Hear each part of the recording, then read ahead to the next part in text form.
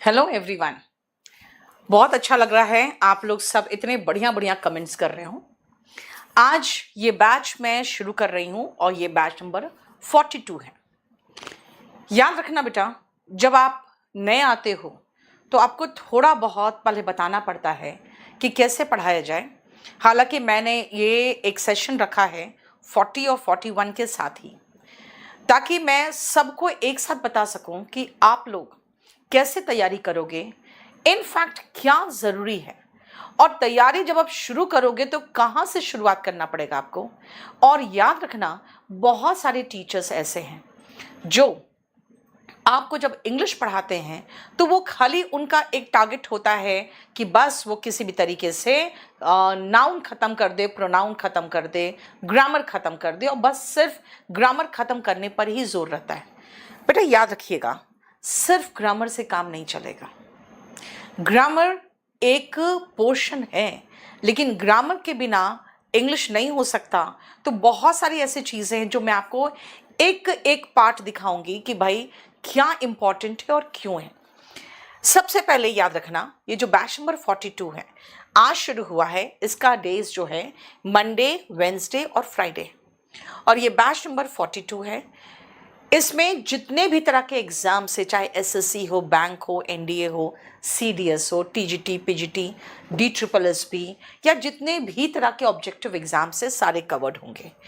इसमें जो मैं कराऊंगी, grammar, vocabulary, comprehension, cloze test, सब तरह का फिलिंग द ब्लैंक्स वगैरह, वो सब कुछ मैं कराऊंगी।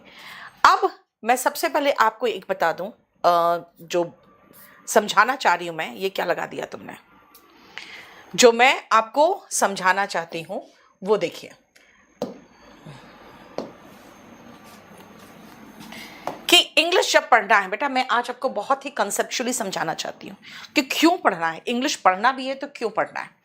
उसका रीज़न एक है, वो ये है कि जब आप इंग्लिश पढ़ते हो तो आप क्या क्या एग्जाम्स और दे सकते हो।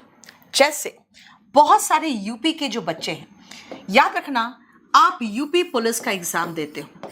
यूपी पुलिस में आप कांस्टेबल और एसआई का एग्जाम देते हो।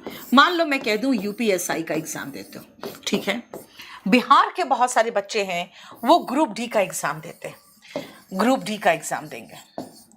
अब क्यों दे रहे हैं ये? क्योंकि उनको एक तो पहले लेखपाल का भी एग्जाम देखती हूं मैं, लेखपाल के लिए भी बहुत सारे बच्चे इंटरेस्टेड रहते हैं।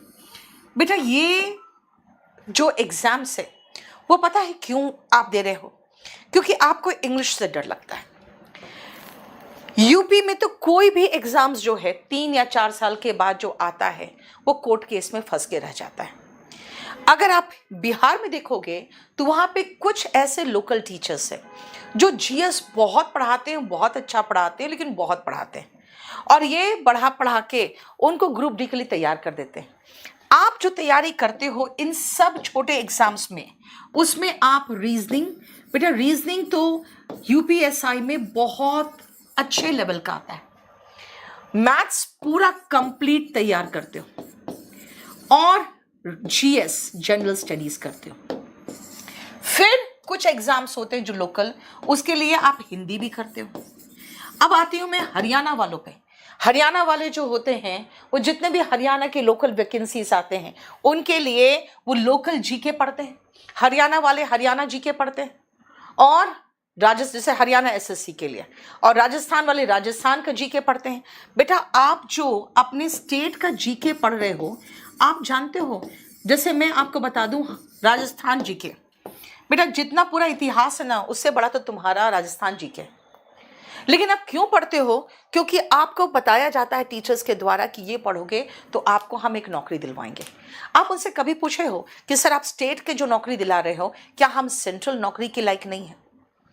आपको इन दोनों चीजों को पढ़ने की जरूरत नहीं है, ना हिंदी की और ना स्टेट जीके की। आपको कुछ भी पढ़ने की जरूरत नहीं है। इसके अलावा आप सिर्फ और सिर्फ इंग्लिश पढ़ लो। बेटा इंग्लिश पढ़ने के बाद आप जो एग्जाम्स दोगे वो दोगे सारे टॉप मोस्ट एग्जाम जिसमें आप कहते हो एसएससी। अब एसएससी में एक लेवल 8 का भी है जो गजेटेड पोस्ट है, वो है एओ, है ना, गजेटेड पोस्ट है। उसके बाद सारे जितने इंस्पेक्टर पोस्ट है, जितने इंस्पेक्टर्स है, उसके बाद मिनिस्ट्री ऑफ एक्सटर्नल अफेयर्स वगैरह जितने भी तरह के हैं, उसमें जितने असिस्टेंट पोस्ट है। बेटा आप सेंट्रल गवर्नमेंट जॉब्स में जाओगे अगर आप सिर्फ एक एक्स्ट्रा इंग्लिश पढ़ लो तो। आप इंग्लिश इंपॉर्टेंट इसलिए होता है क्योंकि आप ग्रुप डी से सीधा group C and group B के नौकरी में पहुंच जाते हो। इंग्लिश इसीलिए एसेंशियल होता है क्योंकि आप ग्रुप डी की नौकरी क्यों लोगे? आप एक कांस्टेबल बन के क्यों रहना चाहते हो यूपी में? आप सीधा गजेटेड पोस्ट एओ ले सकते हो। इंग्लिश से दूर इसीलिए भागते हो आप क्योंकि बेटा आपको पढ़ाने वाले जो टीचर्स होते हैं, जो आपको जीएस पढ़ा रहे होते हैं, उनकी भी इंग्लिश कमज़ोर होती है। वो नहीं चाहते हैं कि मेरे बच्चे इधर उधर भटके और इंग्लिश सीख के आए और मुझे भी परेशान करें। वो अपने स्टेट में, अपने गांव में, अपने शहर में खुश हैं और वो उन बच्चों को गाइड कर रहे हैं जिन बच्चों को लगता है कि यही हमारे भगवान है। बेटा बाहर दुनिया को देखो, एसएससी ठीक सिविल सर्विसेज के नीचे आता है। आप लोग रेलवे का फॉर्म भर भर के परेशान थे, भाई पटरियों पे काम करने के लिए इतना इंटरेस्टेड क्यों हो आप लोग? सिर्फ इंग्लिश नहीं पढ़ना है इसीलिए 2 करोड़ लोगों ने फॉर्म भर दिया। क्या हो गया उसका जरा बता दो। तो मेरी बात अच्छे से ध्यान से सुनो, आपको इंग्लिश पढ़ना है और पढ़ना है, ये ज़रूरी है। अब आप कहोगे कि मैम इंग्लिश में क्यों पढ़े और क्या पढ़े और कहाँ से पढ़े? क्योंकि हम बहुत ही कमज़ोर बच्चे हैं। यानी अगर आपकी इंग्लिश बहुत कमज़ोर है तो मैं आपसे छोटी सी बात कहूँ, अगर चलो मैं आपको एक सेंटेंस देती हूँ। द गवर्नमेंट, मैं छोटा सा सेंटेंस दे रही हूँ, आपको अपना ध्यान से सुनना। launched a scheme for the poor. The government launched a scheme for the poor. अब आप कहोगे मैम इसका मीनिंग क्या है? जिन लोगों ने कहा मैम इसका मीनिंग क्या है, इसका मतलब है उनको इंग्लिश का हिंदी बिल्कुल भी समझ में नहीं है। क्योंकि मैंने बहुत ही आसान सेंटेंस लिखा है, वो ये है कि गवर्नमेंट ने, सरकार ने एक योजना जारी की है, योजना को निकाला है फॉर द पुअर, यानी गरीबों के लिए।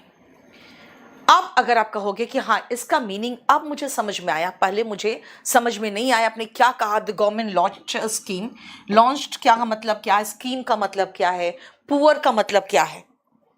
इसका मतलब है कि आपको इंग्लिश नहीं आती। अब मैं आपको पहले बता दूं कि इसमें मैं आपको समझाना क्या चाहती हूं। पहली बात, आपको इंग्लिश बिल्कुल नहीं आती है, पैसे खर्च कर सकते हो।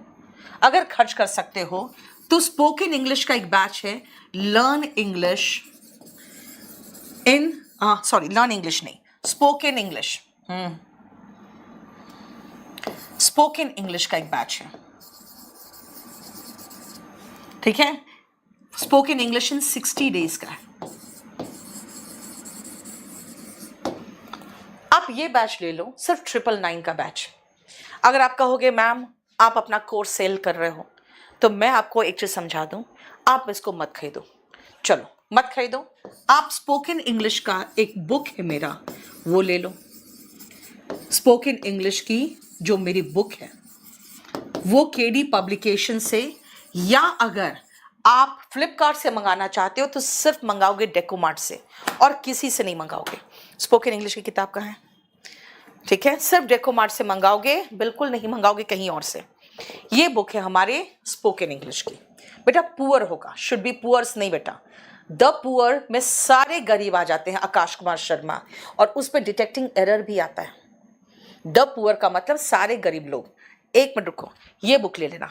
अब आप फिर कहोगे कि मैम आप कोर्स छोड़कर अब बुक सेल करने लगे हो, सब छोड़ दो, अब आ जाओ टेलीग्राम चैनल पे।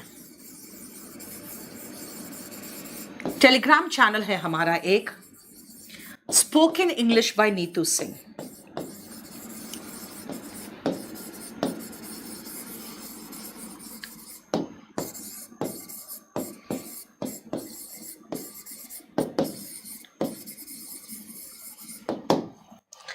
Spoken English by Neetu Singh.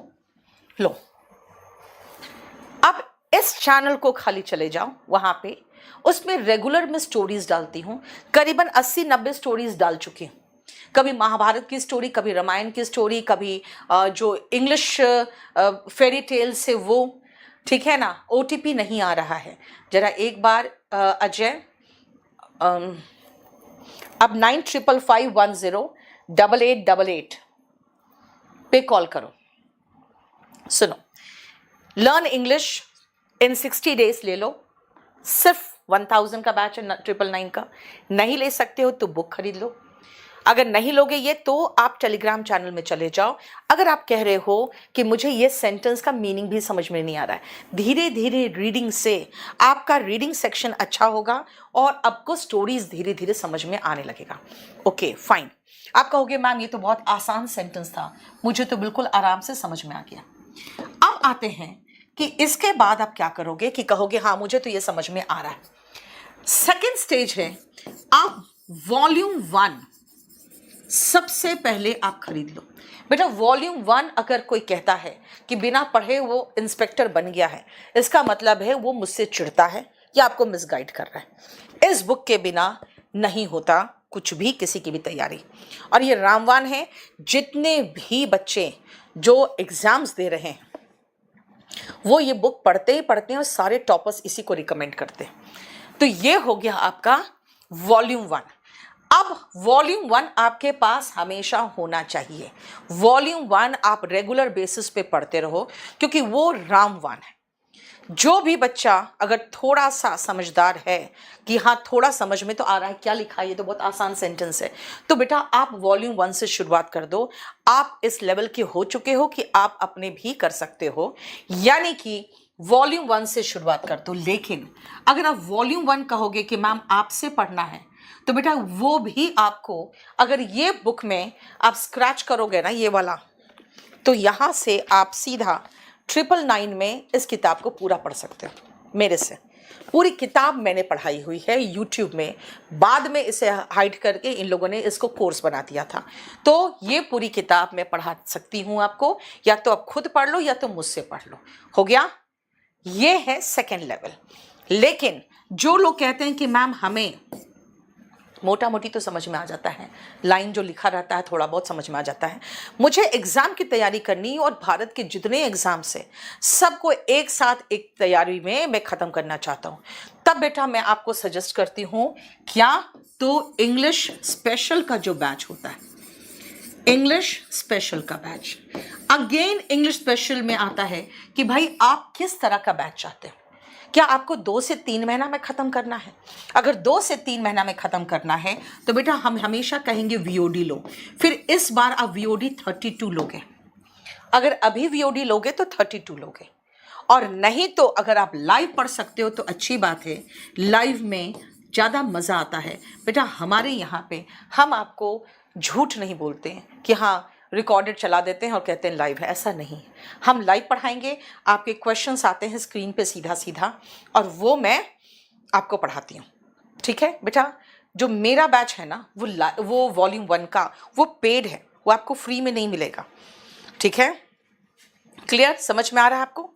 अब मैं आगे फिर से बताती हूँ आपको कि इंग्लिश स्पेशल में आपको मैं क्या क्या पढ़ाऊंगी और कैसे पढ़ाऊंगी। ध्यान से सुनना बेटा। इंग्लिश स्पेशल में आपको सबसे पहले मैं पूरा कंप्लीट पढ़ाऊंगी ग्रामर।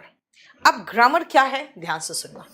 अगर आप ग्रामर की बात करोगे ना बेटा, तो ग्रामर में सारे चैप्टर्स आते हैं, जितने भी चैप्टर इंग्लिश लैंग्वेज में हो सकते हैं।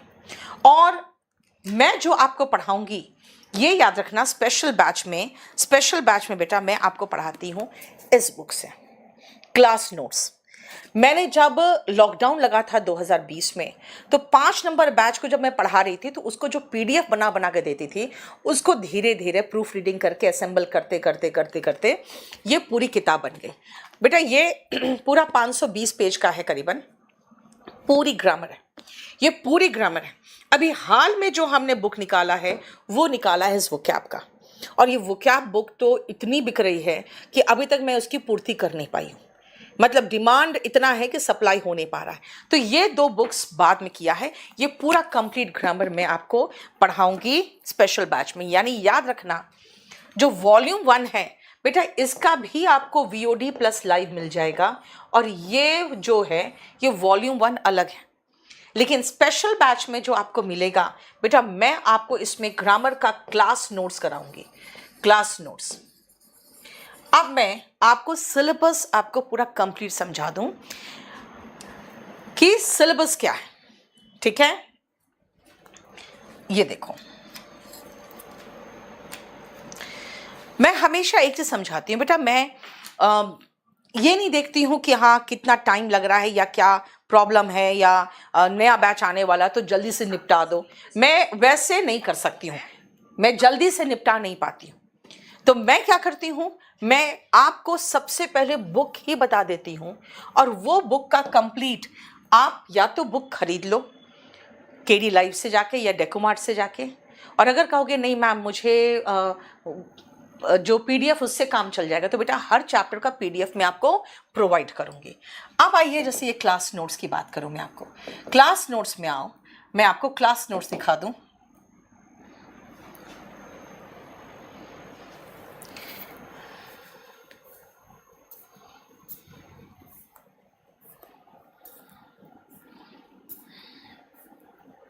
ये रहा चैप्टर्स के नाम। मैंने आपको क्या कहा बेटा, CPO का सबका सिलेबस कंप्लीट। बेटा ऑफलाइन अभी नया बैच शुरू हुआ है, शाम को 1 से दोपहर को 1 से 5:30, जिसमें इंग्लिश 4 से 5:30 है। तो आपकी मर्जी, आप उसमें आना चाहते हो तो आ सकते हो। अब ऑनलाइन बैच में पहले मैं देख लूं, मैं बता दूं आपको कि ये पूरा कंटेंट है बेसिक, आपको कंप्लीट बेसिक जो है उसमें वही बताते हैं कि किस तरह से आप सेंटेंस लिखते हो या वर्ड्स लिखते हो, वर्ब। लेकिन मैं इस बैच को शुरू करा रही हूँ टेंस से। Tense, sentences and types, question tag, conditional sentence, subject verb agreement, causative verbs, mood inversion, infinitive and gerund, participle, passive voice, narration, noun, pronoun, adjective, adverb, confusing adjective adverbs, article, determiners, preposition, fixed preposition, phrasal verb, conjunction, parallelism, models, superfluous, spellings, proverbs and legal terms। याद रखना, इसमें मैं आपको बहुत ही ईमानदारी से सब कुछ बता दूं। बेटा VOD 32 नंबर बैच मिल जाएगा। KDF 5, आज 5 तो खत्म हो रहा है बेटा आपका। सुनो, spellings, proverbs and legal terms, ये आपको रिकॉर्डेड मिलता है। ये 4 जो chapters, superfluous, spellings, proverbs and legal terms, छोटे छोटे चैप्टर्स ये मिलेंगे आपको रिकॉर्डेड। इसके अलावा जो ये फ्रेजल वर्ब है बेटा, ये रटने का पोर्शन, इनको छोड़कर ये पूरा कंप्लीट ग्रामर का जो अभी आज आपको सिलेबस मिल जाएगा, ये पूरा कंप्लीट सिलेबस ग्रामर का जो है 31 चैप्टर्स आपको आज सिलेबस मिल जाएगा। ये पूरा कंप्लीट मैं आपको कराती हूँ। ये देखो, ये कंप्लीट सिलेबस इसका पहली चीज, ठीक है, क्लियर। देखो बेटा, सब्जेक्ट वर्ब एग्रीमेंट जो है ना बेटा, उसी को सिंटेक्स कहते हैं, ठीक है, क्लियर। अब आओ, ये कंप्लीट आपका। अच्छा, 30 के बाद कोई नया बैच नहीं आया बेटा, 32 लॉन्च हो चुका है। मुझे एक दिन का समय दो, मैं बता देती हूँ आपको। लिंक ही क्लास खत्म होने दो, लिंक डाल दूंगी। नहीं, 32 बेटा VOD है एंड 42 न्यू बैच है। अभी जो लॉन्च हो रहा वो न्यू बैच 42 है, ठीक है। अब आओ, मैं आपको समझा देती हूँ इसमें कि ये तो आपका ग्रामर हो गया। अब मैं आपको वोकैबुलरी कैसे कराऊंगी। तो याद रखना, आपको जब मैं वोकैबुलरी कराऊंगी तो मैं ऐसा कोई शीट खोलूंगी,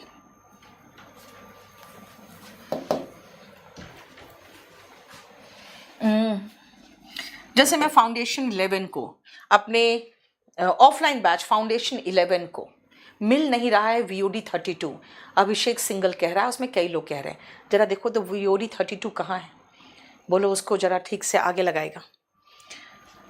आ जाओ, देखो यार ध्यान से। जैसे मैं आपको फर्स्ट बता दूं कि अच्छा, पहले मैं आपको ये समझा दूं कि कैसे करना है। बेटा देखो जरा ध्यान से, ये वोकैब 1 से लेकर 20 शीट्स, ये पूरा कंप्लीट में कराऊंगी आपको।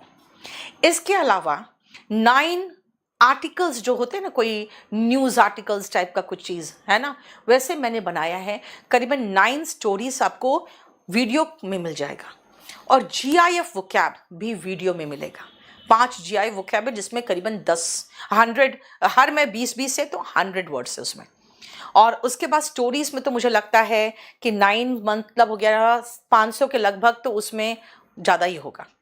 क्योंकि अगर मैं कहूँ 50 भी, तो एक में 50 के लगभग, यानी 50 से ज़्यादा ही है।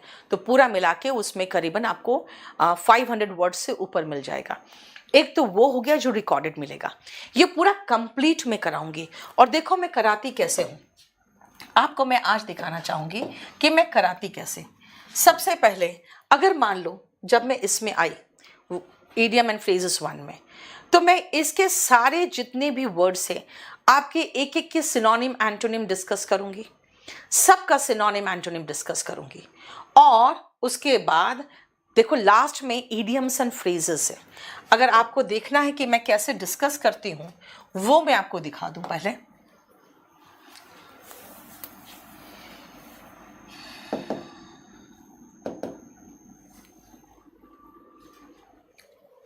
जैसे देखो इस तरह से डिस्कशन चलता है हमारा। ये देखो एक एक वर्ड के सिनोनिम एंटोनिम डिस्कस करती हूँ, आप मेरे साथ साथ लिखते चले जाओगे, ठीक है? आप मेरे साथ साथ लिखते चले जाओगे।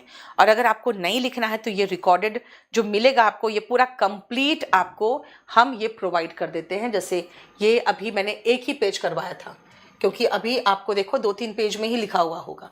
ये देखो, तो सबसे पहले इस तरह से मैं लिखवा के करवाऊंगी। ये पूरा कंप्लीट PDF आपको मिल जाएगा। लेकिन मेरे साथ साथ अगर जैसे इसका A4 साइज का मैं PDF आपको दे दूंगी, अगर आप A4 साइज के प्रिंट आउट निकाल लोगे तो उसमें आप चाहो तो फिर मेरे साथ वोकैबुलरी बैठ के लिख भी सकते हो, ठीक है? क्लियर? देखो ये, उसके बाद अब देखो ये तो मैंने आपको समझाया कि भाई ये 20 जो वोकैबुलरी के शीट्स है वो तो मैं आपको करवाऊंगी, ठीक है? वो क्लास में होगा। स्टोरीज वाले वोकैब और GIF वाले वोकैब वो वीडियो में आपको मैं प्रोवाइड कर दूंगी। अब आओ मैं आपको नेक्स्ट चीज बता दूं। बेटा ये तो हो गए आपके ग्रामर एंड वोकैबुलरी।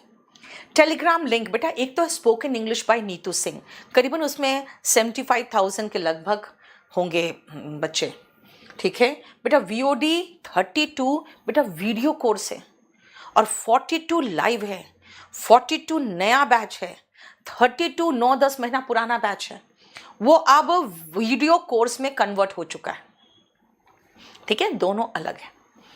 क्लियर? अब सुनो नेक्स्ट पोर्शन, ये हो गया हमारा ग्रामर एंड वोकैबुलरी। अब कहोगे भाई ग्रामर और वोकैबुलरी के अलावा क्या करना है? इतना ही तो किया जाता है। बेटा इतना नहीं किया जाता है। अगर आप इतना ही करके रह जाओगे ना तो मामला खत्म है, क्योंकि उसके बाद मैं आपको सेंटेंस अरेंजमेंट सिखाती हूँ। अगर मैं सेंटेंस अरेंजमेंट नहीं सिखाऊंगी आपको तो आप क्वेश्चन सेंटेंस अरेंजमेंट का कैसे करोगे? अब मैं जैसे एक छोटा सा आपको बता दूं कि सेंटेंस अरेंजमेंट जब मैं सिखाती हूं तो बेटा आपको कुछ नियम सिखाती हूं, और वो नियम का एक छोटा सा बात बता दूं आपको, बहुत छोटी छोटी चीजें बताऊंगी। सबसे पहले मैं आपको जो रूल बताऊंगी सेंटेंस अरेंजमेंट करने का, उसमें से एक रूल को दिखा दूं मैं आपको। When this extra water vapor, बेटा this extra water vapor, ये this की बात कर रहा है। दिस एक्स्ट्रा वाटर वेपर, कौन सा एक्स्ट्रा वाटर वेपर नहीं पता, किस एक्स्ट्रा वाटर वेपर की बात कर रहा है? इसका मतलब है सी से ए से शुरू हो ही नहीं सकता, ये खत्म, ठीक है? मिल गया आकाश? Very good. देखो मतलब इससे हो ही नहीं सकता। फिर आओ मोर वाटर इवेपोरेट्स। भाई मोर वाटर इवेपोरेट्स, पहले तो वाटर इवेपोरेट्स की बात करो ना। मोर वाटर इवेपोरेट्स का मतलब क्या है? इसका मतलब है ये भी नहीं हो सकता। देखो right, one of the most obvious indications, जो एक ऑब्वियस जाहिरन तौर पर जो इंडिकेशन है क्लाइमेट चेंज का, वो है हेवियर रेनफॉल। इससे शुरू हो सकता है, ठीक है ना, इससे शुरू हो सकता है। क्या बी से शुरू हो सकता है? The atmosphere can store an additional 4% of. भाई कितना स्टोर कर सकता है पहले वो बताओ ना। An additional 4% of water vapour for every additional 1 degree Fahrenheit of warming. 1 degree Fahrenheit बढ़ेगा टेम्परेचर तो 4 डिग्री ऑफ वाटर वेपर वो स्टोर कर सकता है। बेटा मैंने आपको पहले बताया कि भाई देखो ध्यान से कि एटमॉस्फेयर स्टोर कर सकता है additional 4% of water vapour, additional 1% warming का।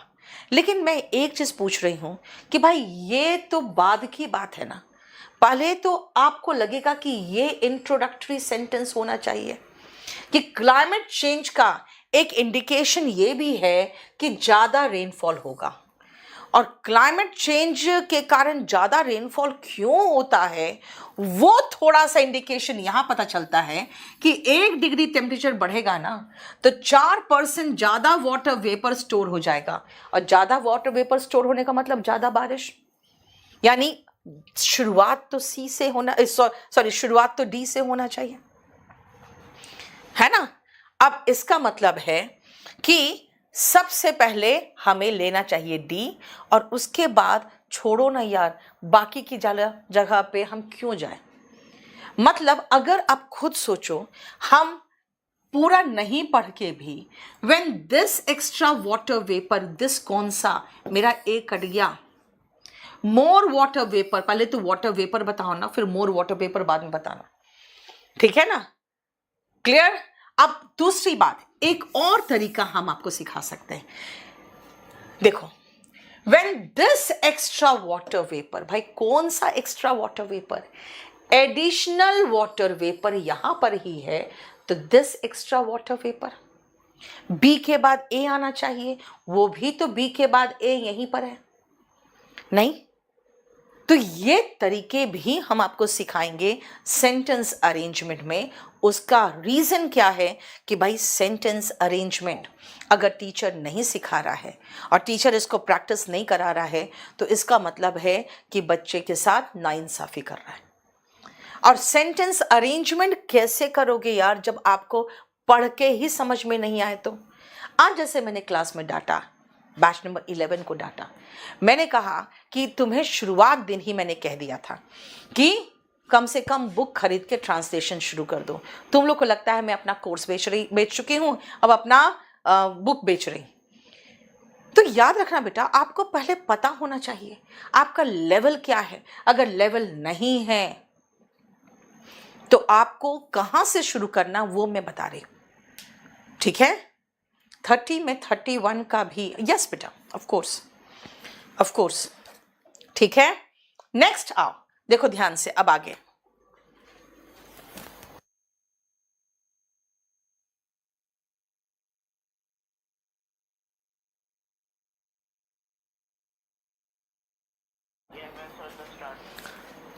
ठीक है, देखा। चलो अब ये आपका सेंटेंस अरेंजमेंट में मैं आपके साथ फिर आती हूं एक और वर्ड अरेंजमेंट में। जरा ध्यान से सुनना। जब आपको मैं टेंस सिखाऊंगी बेटा, तो टेंस सिखाऊंगी तो कहूंगी कि भाई सब्जेक्ट के बाद वर्ब आता है, सब्जेक्ट के बाद वर्ब आता है। सब्जेक्ट माइकल होल्डिंग है, उसके बाद वर्ब चाहिए, तो वर्ब मुझे कहां मिल रहा है भाई, आर में मिल रहा है यहां पे। Michael holding who was a member of. Subject के बाद क्या आता है, verb, who was a member of. इसका मतलब क्या हुआ बेटा, इसका मतलब है कि यहां पे सब्जेक्ट के बाद जैसे मैंने वर्ब देखा, हम समझ गए आर से शुरू होगा। चलो ठीक है, राइट, क्योंकि मुझे और कोई फिट ही नहीं हो रहा है मेरे लिए। सब्जेक्ट वर्ब, बस खत्म, राइट। बेटा कोई बात नहीं, आप मेल डाल दो अगर आपको कोई भी तरह का कोई प्रॉब्लम हो तो। ग्रामर के साथ वो क्या पढ़ाएंगे, ऑफ कोर्स पवन, मैं कभी कभी ग्रामर पढ़ाती हूँ, किसी दिन खाली वो क्या कराती हूँ, ये सब बाद में कराऊंगी, ठीक है। ये देखो समझ में आया। कितने वीडियो से, कितने वीडियो थे 32 में,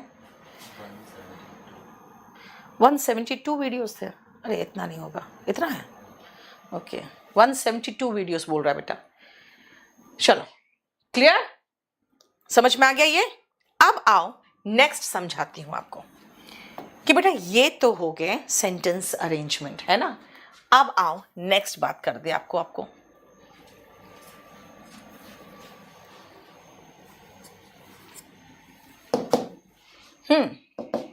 ये देखो, अब ये समझाती हूं आपको भाई। फिलिंग द ब्लैंक्स वो भी कौन सा करा रही हूं अब मैं करा रही हूं 2022 की फिलिंग द ब्लैंक्स।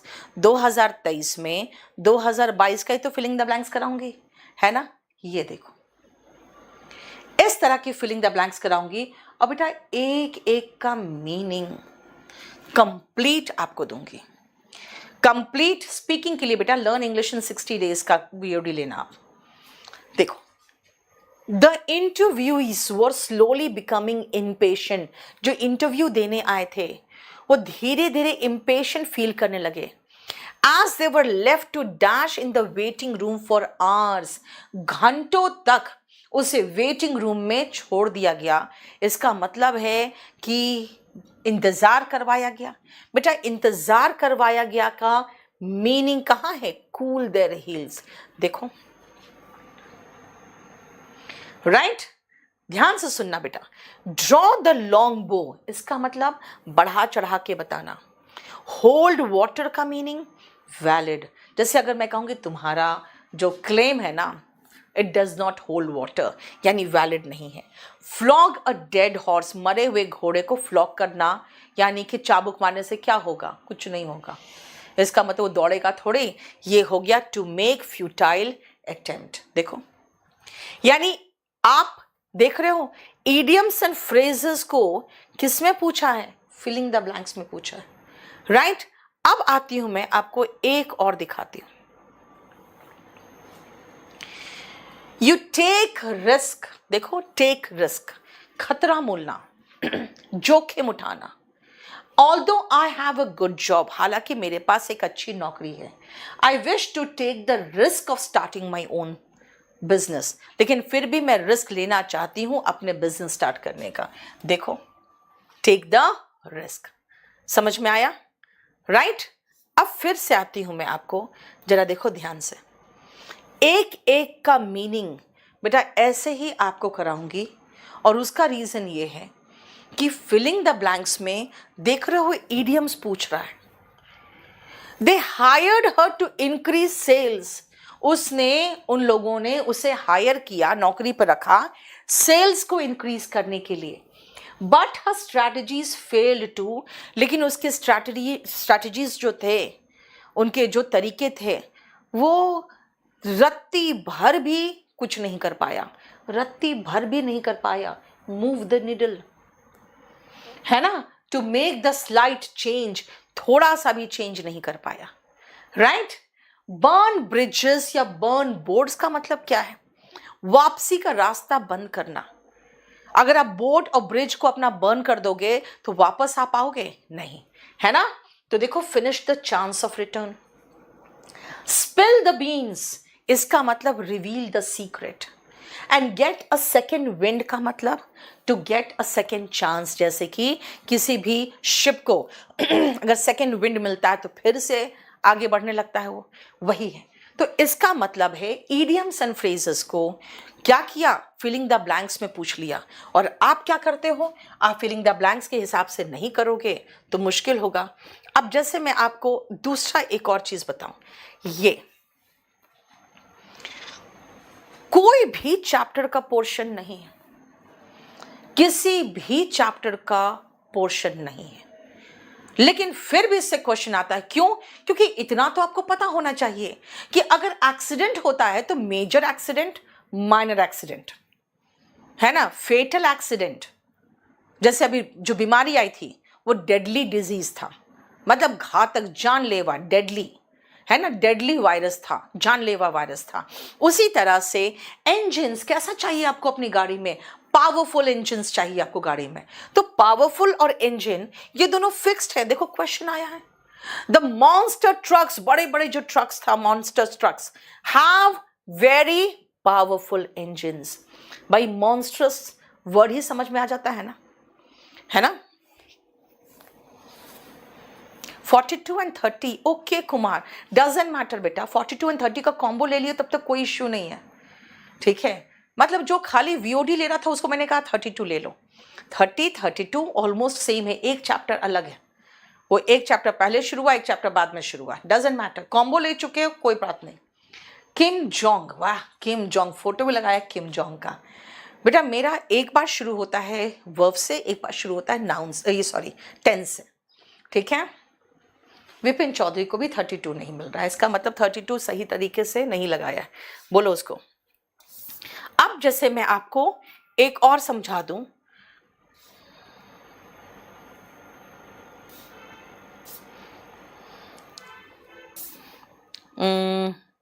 जैसे ये देखो, ये फ्रेजल वर्ब से, यानी फ्रेजल वर्ब भी फिलिंग द ब्लैंक्स में आ रहा है, रटना पड़ेगा।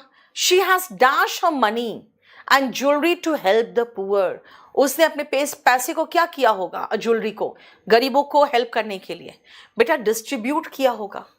गिवन अवे, देखो डिस्ट्रीब्यूट। गिव अप क्या होता है, जब आप होप लूज कर देते हो तो गिव अप करते हो। गिव इन का मतलब स्टॉप फाइटिंग, समर्पण कर देना, है ना। और गिव वे का मतलब होता है रास्ता देना। तो देखो इस तरह के फिलिंग द ब्लैंक्स आते हैं। तो मैंने क्या कहा, grammar, vocabulary, filling the blanks, sentence arrangement. और आते हैं अब हम तो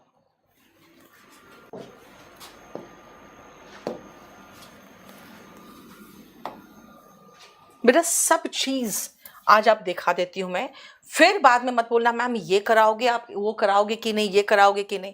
मैं जो जो कराने वाली हूं वो सब कुछ मैं आपको बता दे रही हूं आज। इसमें खुलता है डिफरेंट तरीके से, इसीलिए मुझे थोड़ा सा मैं इसमें कंफ्यूज हो जाती हूँ। सेंटेंस अरेंजमेंट, क्लोज टेस्ट, देखो 18 19 20 21 22, देख रहे हो सारे क्लोज टेस्ट उठा के लगा दिया है मैंने, ठीक है। और इसको भी जानते हो, ये जो क्लोज टेस्ट है ना बेटा, इसको भी मैंने लेवल के अनुसार अलग अलग लेवल का बनाया था।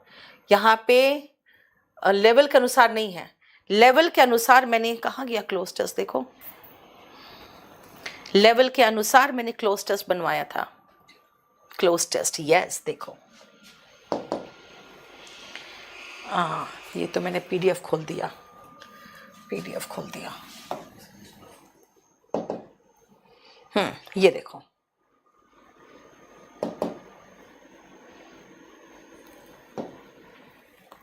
ये देखो level 1, level 2 BPSC TGT English grammar portion. बेटा कोई भी एक बैच ले लो, एकदम आराम से हो जाएगा। स्टडी वर्ल्ड, कोई वीओडी लेना आप जल्दी से जल्दी खत्म करने के लिए अगर लेना हो तो। लेवल 1 देखो, जब मैं आपको कराऊंगी तो जब आगे जाओगे ना, तो जब मैं आपको क्लोज टेस्ट कराऊंगी बेटा, लेवल 1 कराऊंगी, फिर कुछ दिन रुक जाऊंगी, फिर आगे कुछ ग्रामर वोकैबुलरी चलेगा, फिर एक दिन लगाऊंगी लेवल 2। मेरा जो क्विज होता है मानसी, वो प्रवीण सर लेते हैं मेरे ही बैच में, जो क्विज लेंगे वो प्रवीण सर लेंगे, ठीक है। अब जब मैं इसको आपको समझाऊंगी तो बेटा मैं आपको समझा देती हूं कैसे कराऊंगी इसको। अ स्टिच इन टाइम सेव्स 9, देखो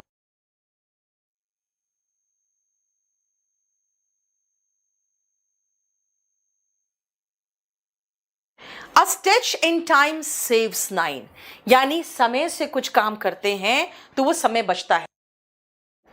दिस वाइज सेइंग सजेस्ट, ये जो वाइज सेइंग है ये सजेस्ट करता है दैट एंड डैश एक्शन। बेटा डैश एक्शन का मतलब क्या, एप्रोप्रिएट एक्शन होगा। अब खुद सोचो, कोई भी एप्रोप्रिएट यानी उपयुक्त एक्शन लोगे ना टाइम पर, यानी अपोजिट या सुपरफिशियल थोड़ी लोगे, उपयुक्त एक्शन लोगे। Taken on time to rectify an error, किसी भी एरर को रेक्टिफाई करने के लिए अगर आप उपयुक्त एक्शन ले लोगे, dash the possibility of accumulation of such errors, ऐसी गलतियों का जमा होना वो क्या करता है, उसकी संभावना को वो क्या करेगा, रूल आउट करेगा यानी खत्म करेगा। ठीक है।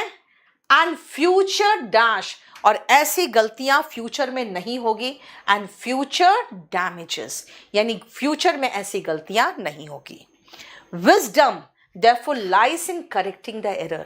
विजडम, समझदारी इसी में है कि एरर को, अपनी गलती को अब सुधारें। as soon as it is dash, जैसे ही वो गलतियां डिस्कवर हो, पता लगे, तुरंत उसको सुधार दे। बेटा इन्वेंशन तो होता है आविष्कार करना, है ना। स्टडी वर्ल्ड, अगर खाली वीओडी ले रहे हो बेटा तो 32 लोग हैं, ठीक है। और there is no point in allowing the dash to grow. What to grow? बेटा मेलेडी, बीमारी को और बढ़ाने का कोई मतलब नहीं बनता, ठीक है। आप जब मुझसे पढ़ोगे बेटा, एनडीए हो, अग्निवीर, एकदम केक वॉक लगेगा। सीरियस एनडीए के ऊपर होता है, एसएससी बहुत आराम से होगा, ये ध्यान रखना, ठीक है। ये सब ध्यान रखना। बताओ समझ में आया? देखो बेटा इंग्लिश बहुत लोगों की बहुत कमज़ोर है। मैं कभी किसी का मजाक नहीं उड़ाती हूँ, लेकिन हाँ, मुझे गुस्सा तब आता है जब बच्चा पढ़ता नहीं और वो परेशान, मैडम नहीं होगा तो क्या होगा। अरे भैया, तुम्हारी पूरी आधे 20 साल की उम्र तक तो तुम कुछ नहीं पढ़े, 2 दिन आओगे और फिर हड़बड़ाओगे तो बेटा मेरे पास मत आना। मेरे पास तभी आओगे जब आप बहुत ही आराम आराम से, मुझे आप 6 महीना टाइम दे सकते हो तब, ठीक है। अगर बहुत हड़बड़ी में हो, वीओडी लो, पढ़ो और भाग लो, तब मुझे कोई टेंशन ही नहीं है, मुझे क्या मतलब है, ठीक है। समझ में आया ये? बेटा ये था आपका क्लोज टेस्ट। अब मैं आपको बता दूं कि बेटा एग्जाम हम जो टारगेट कर रहे हैं, हम कर रहे हैं प्री एंड मेंस। प्री में जो क्वेश्चंस आते हैं वो मैं आपको बता दूं कि बेटा प्री में, एसएससी का प्री की बात अगर मैं करूं तो 25 क्वेश्चन आते हैं। 25 क्वेश्चन में जो 5 क्वेश्चन आते हैं वो यही प्री का, जैसे मैं 25 क्वेश्चन की टीयर 1 की बात कर रही हूं। हालांकि मैं इसीलिए एसएससी की बात करती हूं कि बेटा अगर ये कवर कर लिए तो फिर आपके इसके नीचे के सारे एग्जाम कवर्ड है। बैंक पीओ वाले जो भी ये बैच ले रहे हैं, आप ध्यान रखना, बैंक पीओ का बैच लेना, उसमें आपको Praveen sir question paper solve कराएंगे, तो बैंक के प्रीवियस ईयर सॉल्व करना बहुत जरूरी है, ठीक है। अब आओ टीयर 1 में बेटा 5 होते हैं क्वेश्चन क्लोज टेस्ट से, और बाकी जो बच गए ना 20, बेटा इसमें कंप्लीट ग्रामर होगा। अब ग्रामर भी कैसे आएगा बता देती हूं बेटा, इसके आते हैं डिटेक्टिंग एरर,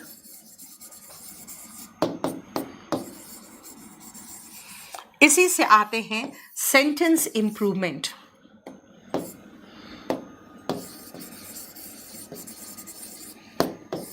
सेंटेंस इंप्रूवमेंट।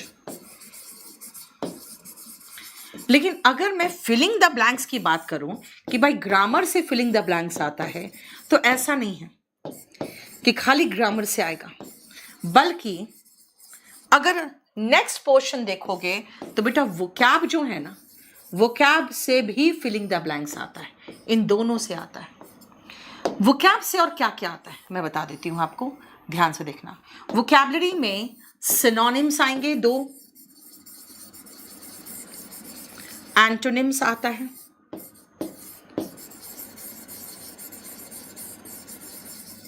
उसके बाद आते हैं one word, substitution,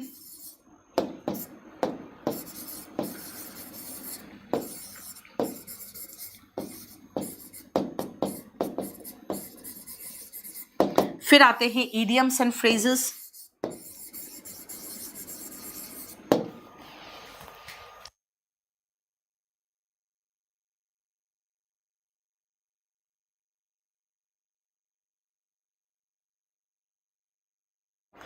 idioms and phrases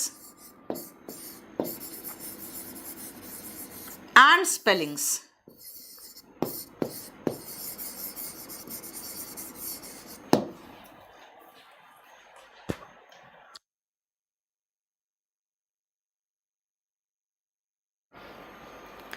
ठीक है। वोकैबलरी में देखो क्या क्या आया बेटा, फिलिंग द ब्लैंक्स भी आते हैं, जो अभी मैंने दिखाया था इडियम्स एंड फ्रेजेस से फिलिंग द ब्लैंक्स आया हुआ था। तो वोकैब का ये सेक्शन है, ग्रामर, वोकैबुलरी। अब आते हैं भाई डिटेक्टिंग एरर वगैरह किस तरह से आते हैं, वो मैं समझा देती हूं आपको। ये देखो टियर 1 में ये सब आया, ठीक है। अब आओ ग्रामर में, बेटा डिटेक्टिंग एरर तो आता है, लेकिन ग्रामर में एक और पोर्शन आ जाता है, वो है नरेशन। इसके भी 2 क्वेश्चन हो जाते हैं, और पैसिव वॉइस, ठीक है। हालांकि सीपीओ के प्री में ये नहीं दिखा, मुझे मेंस में ज्यादा दिखा था, राइट। ये हो गए आपके cloze test grammar and vocab से। बेटा सेंटेंस अरेंजमेंट या वर्ड अरेंजमेंट, सेंटेंस अरेंजमेंट, इसके भी 2 क्वेश्चंस होते हैं। अब ध्यान से देखना, अगर मैं क्वेश्चंस की बात करूं तो इसके 2 क्वेश्चन, क्लोज टेस्ट हो गए 5, narration 2 question, passive voice 2 question, detecting error 2 question, sentence improvement 2, filling the blanks हो गया 2 से 3, सिनोनिम 2, एंटोनिम 2, 1 वर्ड सब्स्टिट्यूशन भी आ जाते हैं 2 से 3, मैं 2 ही लिख रही हूँ, इडियम्स एंड फ्रेजेस भी 2 और स्पेलिंग्स भी 2 हो गए, ठीक है। 4, 6, 7, 8, 9, 10, 11, 12, 13, 14, 15, 16, 17, 18, 19, 20, 21, 22, देख रहे हो। इसका मतलब ये पूरा मिला के मैंने आपको जो 20 कहा था, इसी में थोड़ा बहुत 1-2 कम ज्यादा करके बना देगा, है ना। देखो ये 4, 5, 6, 7, 8, 9, 10, 11, 12, 13, 14, 15, 16, 17, 18, 19, 20, है ना, और 21, 22, यानी इधर 22 मैंने जो जोड़ा है, 1-2 आगे पीछे करेगा, और क्लोज टेस्ट 5, 25 क्वेश्चन है आपके प्री में, राइट। ये रहा आपके प्री के क्वेश्चंस। देखो ये प्री का आपका सिलेबस है, और ये सिलेबस में टियर 1 की बात कर रही हूं बेटा, और सिर्फ बात कर रही हूं एसएससी की। अगर मैं आपको स्कीम ऑफ एग्जाम दिखाऊं दूसरा का,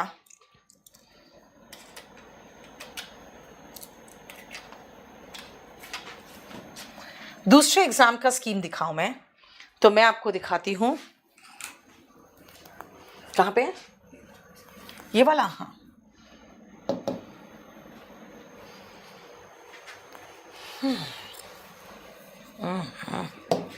एक सेकेंड,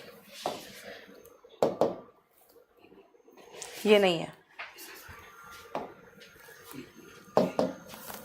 चलो स्कीम ऑफ एग्जाम देखो जरा पहले, जितने भी एग्जाम के स्कीम्स है वो दिखा देती हूं आपको। बेटा ये टियर 1 का है, टियर 2 का इधर देखो। ये याद रखना आप दोनों का कि अब जो टियर 2 है, पहले 200 क्वेश्चंस आते थे, अब 45 क्वेश्चंस आते हैं, ठीक है। अभी मैं टियर 2 का आपको पेपर भी दिखा दूंगी। CHSL का भी मैं पूरा कंप्लीट स्कीम आपके साथ लगा दूंगी, उसमें 45 आता है CGL में, और CHSL में 40 आता है। प्री दोनों के 25-25 है, ठीक है। उसके बाद नहीं बेटा, कॉम्प्रिहेंशन प्री में नहीं आता, मेंस में आता है, इसलिए आ रही रुको। सीपीओ में बेटा, सीपीओ में इस बार तो मुझे डिटेक्टिंग एरर दिखे, पैसिव वॉइस नरेशन तो प्री में दिखा ही नहीं। उसमें 5 सिनोनिम, 5 एंटोनिम, क्योंकि 50 क्वेश्चंस होते हैं, और इंग्लिश मेंस में 200 होता है। देखो CHSL टियर 1 का दिया हुआ था, पहले भी दे दिया था ना, स्टेनोग्राफर देखो 100 क्वेश्चंस है, ठीक है। और इसमें पैसिव वॉइस एंड नरेशन बेटा 10-10 क्वेश्चंस होते हैं, देखो। उसके बाद आओ CDS, बेटा CDS में 120 क्वेश्चन होते हैं, और वो जरा देख लो किस किस पोर्शन से क्वेश्चंस आते हैं। ये पूरा स्कीम ऑफ एग्जाम अभी मैं थोड़ी देर में आपके ऐप में भी लोड कर दूंगी, और थोड़ी देर में मैं KD लाइव जो आपका टेलीग्राम चैनल है उसमें भी लोड कर दूंगी। और जो मैंने आपको कहा है स्पोकन इंग्लिश में, तो बेटा स्पोकन इंग्लिश में ये लोड नहीं करूंगी, क्योंकि स्पोकन इंग्लिश अलग चीज़ है, ठीक है। अभी मैं करवा रही हूँ, मानसी रुक जाओ थोड़े से। NDA का देख लो, ठीक है। नंबर ऑफ क्वेश्चंस कितने हैं? 50, ठीक है। एयरफोर्स में, एक सेकेंड यार, ठीक है। NDA में देख लो, और एयरफोर्स में देख लो 20 क्वेश्चंस है, ठीक है। IBPS क्लर्क और PO की बात अगर हम करें तो प्रीलिम्स में क्वेश्चन देखो 30 है, और अगर मेंस की बात करें तो 35 क्वेश्चन है 40 मार्क्स के, राइट। ये आपका स्कीम ऑफ एग्जाम है। देख लो बेटा, जो कंपल्सरी इंग्लिश वाले हैं वो कंपल्सरी इंग्लिश का बैच लेंगे, उनमें स्पोकन फ्री मिल जाएगा उसको। ये आपका कंप्लीट स्कीम ऑफ एग्जाम है जो मैं अभी थोड़ी देर में आपको पूरा शेयर कर लूंगी। प्री और मेंस का पूरा कंप्लीट है, ठीक है। लेकिन कितने कितने क्वेश्चंस आते हैं वो मैंने आपको कह दिया कि थोड़ा बहुत आगे पीछे फ्लक्चुएट करेगा, ठीक है। अब आती हूं मैं आपको टियर 2 का जो 2023 में जो पेपर हुआ था 2022 मेंस का, वो मैं आपको दिखा देती हूँ कि क्वेश्चन कैसे आए बेटा, वो ध्यान से देखना। देखो ये सबसे पहले आपका एंटोनिम पूछा था। मैं अभी पेपर डिस्कस नहीं कराऊंगी, आपको सिर्फ बता रही हूं कैसे हुआ। देखो एंटोनिम डिस्कस किया था, उसके बाद आप ध्यान से देखते चले जाओ। ये है वन वर्ड सब्स्टिट्यूशन, ठीक है। सिर्फ दिमाग आप टिकाए रखो कि भाई मुझे पढ़ना क्या क्या है। बेटा सिर्फ ग्रामर पढ़ के कुछ नहीं होगा, ग्रामर पूरा डिटेल में इतना पढ़ाऊंगी कि आपको इसके ऊपर टीचर ही बन जाओगे और कुछ नहीं, ठीक है। ये पूरा कंप्लीट कराऊंगी, लेकिन क्या क्या कंप्लीट करना है ये देखो आप। हो गया वन वर्ड सब्स्टिट्यूशन। देखो उसके बाद थर्ड,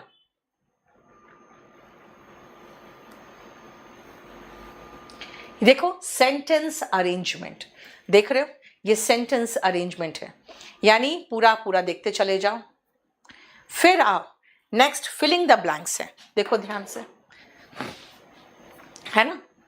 उसके बाद हाइलाइटेड ईडियम, ईडियम पूछा है, देखो कंप्लीट। उसके बाद फिर फिलिंग द ब्लैंक्स आ गया, यानी फिलिंग द ब्लैंक्स एक साथ एक जगह नहीं है, ठीक है। फिर देखो अगेन सेंटेंस अरेंजमेंट, और इस बार सेंटेंस अरेंजमेंट नया तरीके से पूछा था कि भाई आपका S1 और S4 तो दिया है, PQRS में कौन से ऐसे दो सेंटेंस है जो S2 और S3 के प्लेस पे आ सकते हैं। देख रहे हो, थोड़ा नया तरीके से पूछा था क्वेश्चन। उसके बाद नेक्स्ट देखो डिटेक्टिंग एरर, ग्रामर से क्वेश्चन, ठीक है। फिर देखो फिलिंग द ब्लैंक्स, फिर आगे डिटेक्टिंग एरर में, ठीक है। फिर देखो स्पेलिंग मिस्टेक, देख रहे हो स्पेलिंग मिस्टेक। फिर देखिए ये हो गया रिपोर्टेड स्पीच यानी नरेशन का question, passive voice and narration जो कहा था मैंने, ये नरेशन का क्वेश्चन। और ये देखो एक्टिव वॉइस पैसिव वॉइस का क्वेश्चन, ठीक है। उसके बाद अगेन एक चीज और मार्क करो कि यहां पे पैसिव टू एक्टिव पूछा है और यहां पे नेक्स्ट में एक्टिव टू पैसिव पूछा है, यानी दोनों तरीके से करना पड़ेगा आपको। चंदन का प्रॉब्लम देखो। नेक्स्ट आओ 15 में ये आपसे पूछा है नो इंप्रूवमेंट यानी कि सेंटेंस इंप्रूवमेंट, जो मैंने कहा था ना दो सेंटेंस इंप्रूवमेंट होता है प्री में, वही। फिर से देखो सेंटेंस अरेंजमेंट पूछा है, ठीक है।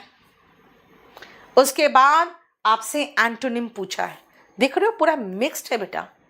खाली ग्रामर पढ़ लेंगे तो नहीं होगा, वो क्या पढ़ लेंगे तो भी नहीं होगा, पूरा सब कुछ पढ़ना होगा। फिलिंग द ब्लैंक्स देखो। फिर आ गया सेंटेंस अरेंजमेंट, देख रहे हो सेंटेंस अरेंजमेंट 5 थे बेटा, ठीक है 5 थे। ये आ गया रिपोर्टेड स्पीच यानी कि क्या नरेशन, फाइन। ये है हमारा वन वर्ड सब्स्टिट्यूशन, अगेन जो मैंने कहा था आपको अनेक शब्दों का एक शब्द, ठीक है। नेक्स्ट स्पेलिंग मिस्टेक आ गया, देखो फिर से स्पेलिंग मिस्टेक। फिर उसके बाद सिनोनिम देखो। उसके बाद अंडरलाइन यानी कि ये ईडियम पूछा है कि एट अ क्लोज डिस्टेंस, यानी उल्टा करके पूछा कि भाई कौन से ईडियम का ये मतलब है। ऐसे तो पूछता था इस ईडियम का क्या मतलब है, अब कौन से ईडियम का ये मतलब निकल रहा है। At a close distance, at a stone's throw होता है ना। नेक्स्ट देखो अगेन सेंटेंस अरेंजमेंट, देख रहे हो। Then filling the blank, then again sentence arrangement, देख रहे हो कितना है। उसके बाद एक्टिव वॉइस में बनाना है इसको, राइट। ये हो गया आपका, फिर से रिपोर्टेड स्पीच आ गया, यानी 2 से अधिक है, 3 है। मेंस की बात कर रही हूं, प्री में तो 2 ही रहेगा। अब देखो आ गया ये क्या, ये 5 आपसे सवाल पूछे गए हैं क्या के, क्लोज टेस्ट के, देखो। और फिर कॉम्प्रीहेंशन आ गया। कॉम्प्रीहेंशन, ये इतना बड़ा कॉम्प्रीहेंशन पे देखो 1 2 3 क्वेश्चन पूछा है, ठीक है, 4 क्वेश्चन, देखो, राइट। फिर से एक बड़ा कॉम्प्रीहेंशन, फिर इसके कितने क्वेश्चन पूछे, देखो 1 2, अच्छा एक चीज और है, देखो एप्रोप्रिएट टाइटल भी देना आपको, यानी पूरा पैसेज पढ़ना पड़ेगा, और टोन ऑफ द पैसेज भी पूछा है, यानी tone of the passage, title of the passage, ये सब देख के जाना पड़ेगा अब आपको, ठीक है। देखिए 3, फिर से 1 पूछा और उस पे फिर से 3, देखो है ना, 4 हो गया, 4 4 और 3 है ना, देखो ये पूरा कंप्लीट 45 क्वेश्चन का किस तरह से ऑर्डर था वो मैंने आपको 2023 का दिखा दिया। यानी समझ लो कि आपको पूरा कंप्लीट पढ़ना है बेटा। अगर आप सोचोगे कि भाई खाली हम पढ़ लें ग्रामर या खाली पढ़ ले वो क्या, आप तो नहीं चलेगा, आपको पूरा कंप्लीट पढ़ना पड़ेगा। मैं जो 42 नंबर बैच है मैं 10 से शुरू कर रही हूँ बेटा। ये ऑनलाइन बैच है, वीक में 3 डेज चलेगा। आज हो गया फ्राइडे, ये मंडे वेंसडे और फ्राइडे चलता है, ठीक है। उसके बाद ये जो है ये मेरा जो आ रहा है, अगर पीओ आप पढ़ना चाहते हो बेटा तो बैच 11 लेना। इसमें आपको प्रवीण सर क्वेश्चन पेपर कराएंगे मेरे साथ बेटा। एक स्टैटिक जीके का बहुत अच्छा बुक लिखा है हमने, लेकिन याद रखना कि अगर आप पूरा कंप्लीट कॉम्बो लेते हो तो जैसे कुछ लोगों ने बैच नंबर 42 के साथ 30 ले लिया होगा, ये जो कहते हैं ना कॉम्बो, वो भी कहीं कोई प्रॉब्लम नहीं है। हाँ, ऑफलाइन अगर पढ़ना है तो मुखर्जी नगर आ जाओ बेटा, यहाँ पे बहुत बढ़िया हम लोग पढ़ाते हैं, तो इसीलिए अगर आना चाहते हो तो यहाँ आ सकते हो। देखो आज मैंने आपको सिर्फ सिखाया है कि कैसे तैयारी करते हैं, और मेरा जो सेंटर है पटना में है, जयपुर में है, रोहतक में है, बदरपुर में है, मुनीरका में है, लक्ष्मी नगर में है, उत्तम नगर में है, और मुखर्जी नगर और जीटीबी नगर में, ठीक है। आप इन सेंटर्स पे चाहो तो आ जाओ और आके बहुत अच्छे से तैयारी करो। इन सेंटर्स की रिस्पॉन्सिबिलिटी मेरी है, ठीक है। और अगर आप बैच ज्वाइन करना चाहते हो तो आप करो, लेकिन मैंने आज आपको बता दिया बहुत हड़बड़ी में हो तो वीओडी ज्वाइन करो। अगर आप अफोर्ड कर सकते हो तो ऑफलाइन आओ, ऑफलाइन का अलग ही मजा है।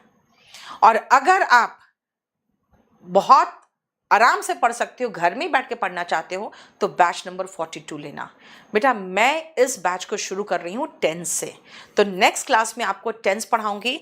आज मैंने आपको सिर्फ ओवरव्यू दिया है कि आपको क्या पढ़ना है और कैसे पढ़ना है, ठीक है। चलो, थैंक यू सो मच। मेरा क्लास आपकी 6 से